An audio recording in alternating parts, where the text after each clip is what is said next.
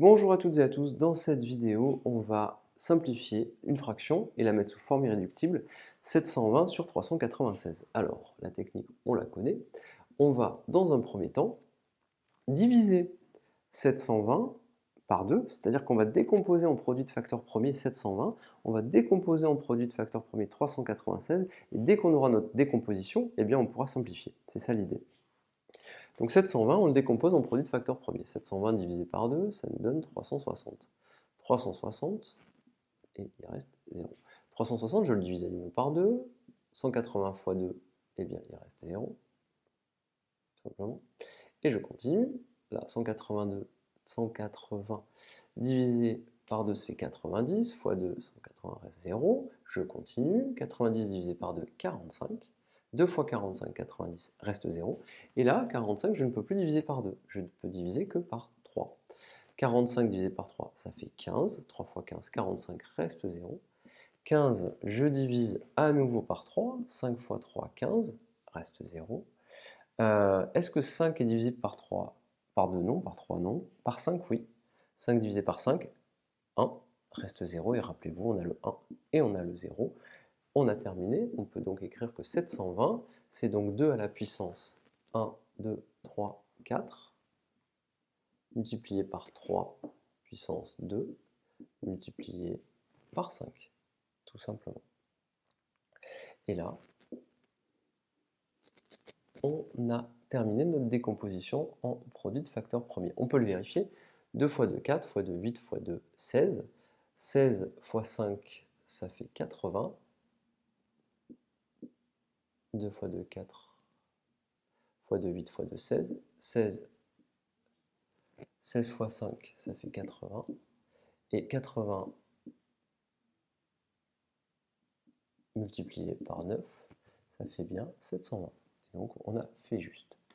Donc on a notre décomposition, 720. On peut donc déjà écrire que c'est 2 puissance 4 multiplié par 3 puissance 2, le tout multiplié par 5, tout simplement. On continuera un peu plus tard. Une fois que ceci est fait, on va faire la même chose pour 396. Donc je vais l'effacer et faire ma décomposition pour 396. 396, qu'est-ce que c'est? Eh bien, je vais dans un premier temps le diviser par 2. 396 divisé par 2, eh bien, il faut tout simplement, dans un premier temps, savoir combien fait 390 divisé par 2. 390 divisé par 2, ça nous fait 195. Et donc 396 divisé par 2, ça nous fait 198. Donc ici, on écrira 198. 198 divisé par 2, on peut immédiatement le faire. Donc 198, on divise par 2 maintenant. 198 divisé par 2, ça nous fait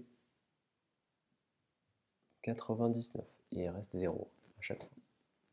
99 divisé par 2, on ne peut pas le faire. Donc on va diviser par 3. 3 fois 33, 99, il reste 0. 33 divisé par 3, ça fait 11. 11 fois 3, 33, reste 0. 11 divisé par 2, on ne peut pas. Par 3, on ne peut pas. Et vous le savez, en fait, 11 est premier. Donc, en réalité, 11, il est divisible par 11. Tout simplement, je mets le 1 et le 0 ici. Et on s'aperçoit donc qu'on a terminé. 396, on peut donc l'écrire comme étant 2 fois 2 fois 3 fois 3 fois 11. Donc 2 puissance 2, multiplié par 3 puissance 2, multiplié par 11. On vérifie quand même qu'on ne s'est pas trompé. 4, 9 fois 4, alors on a 4, 9, 9 fois 4, 36. 36 fois 11. 36 fois 11, c'est comme si on faisait 36 fois 10 plus 1. 36 fois 10, 360. 36 fois 1, 36, ça fait bien 396. Donc on obtient 2 puissance 4, 2 puissance 2. Donc maintenant, on va pouvoir vraiment voir notre simplification. Alors, si vous n'êtes pas encore à l'aise avec les puissances, je peux le comprendre. Donc regardez, on va pouvoir faire notre décomposition comme ceci. 2 fois 2 fois 2 fois 2, fois 3 fois 3 fois 5. Et maintenant, on va écrire 2 fois 2, fois 3, fois 3, fois 11. Et là, je simplifie. Ici, 2 et 2, 2 et 2. Là, 2, je ne peux plus le faire. Il y a des 3 encore, 3 et 3, 3 et 3. Et maintenant, on a notre décomposition finale. Vous voyez qu'on ne peut plus rien faire. Et donc, le résultat final, ça sera quoi? Ça sera tout simplement égal à 2 fois 2, 4, fois 5, 20, et 11. 20 sur 11, tout simplement. Et vous voyez que cette fraction-là, elle est irréductible. Est-ce qu'on peut encore la réduire? Ben non, la réponse est non. 11, vous voyez qu'il est premier, il a pour diviseur 1 et 11.